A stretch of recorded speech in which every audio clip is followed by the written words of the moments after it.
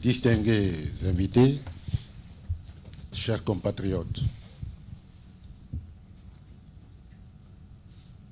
vous me permettrez d'abord d'adresser tous mes remerciements à l'ONG Demain la Guinée, DLG, qui me donne l'opportunité de m'adresser à mes compatriotes vivant à l'étranger à partir de Paris.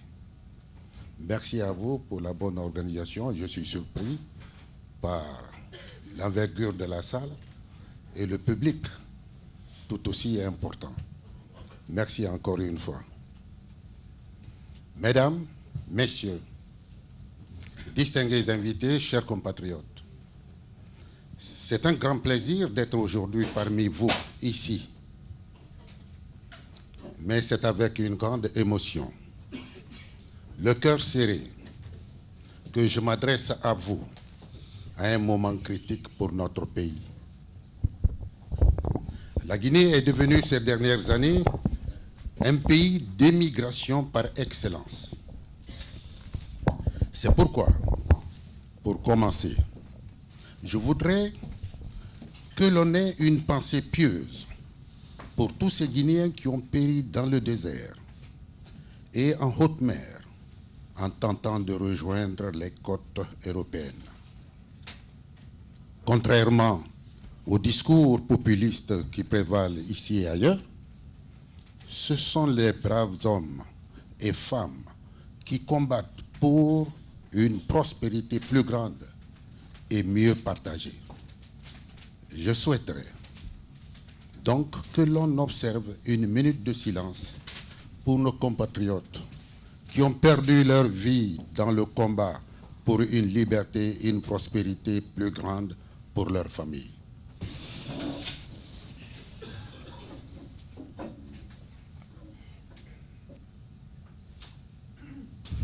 Je n'oublie pas également les Guinéens et Guinéennes qui souffrent dans la clandestinité en Occident et ailleurs. Mesdames, Messieurs, chers compatriotes, notre pays fait face actuellement à de multiples crises.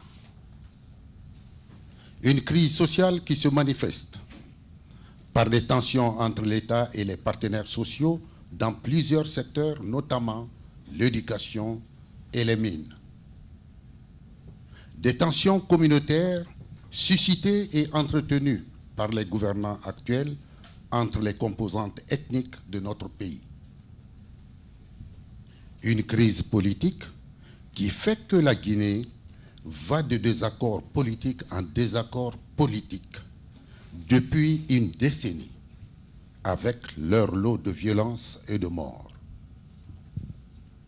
Une crise économique, car malgré quelques investissements ici et là, la tendance est celle d'une augmentation de la pauvreté.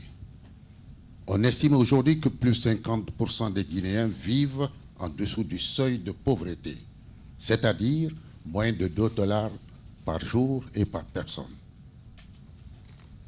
Tous ces éléments combinés font que la Guinée appartient actuellement à la catégorie des 20 pays les plus dangereux au monde en raison essentiellement de l'importance de la pauvreté et de la faillite de la gouvernance politique. Mesdames, Messieurs, chers compatriotes, aujourd'hui, l'État guinéen a de grandes difficultés à assurer pleinement ses principales fonctions, notamment la sécurité des citoyens qui va au-delà du maintien d'ordre pour intégrer la prévention, la qualité de la gouvernance judiciaire, économique et politique.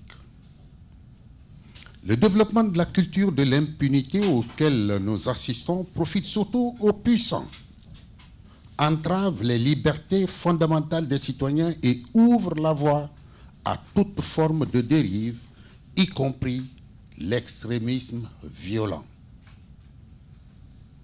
Ces 2 dernières années, en plus des assassinats, des violences politiques, de la criminalité urbaine, des coupeurs de route, les Guinéens ont assisté terrifiés à l'émergence d'une nouvelle forme de criminalité, l'enlèvement et séquestration de nos braves opérateurs économiques.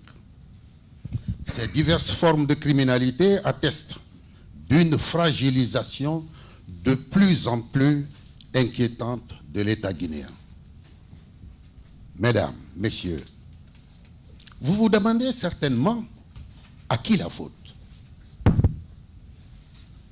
Aux dirigeants qui se sont succédés jusqu'ici. Les dirigeants actuels et certains analystes veulent rendre la population co-responsable de cette situation. C'est tout simplement malhonnête. Très malhonnête. L'histoire récente de la Guinée montre que notre population est attachée à la liberté et à l'état de droit.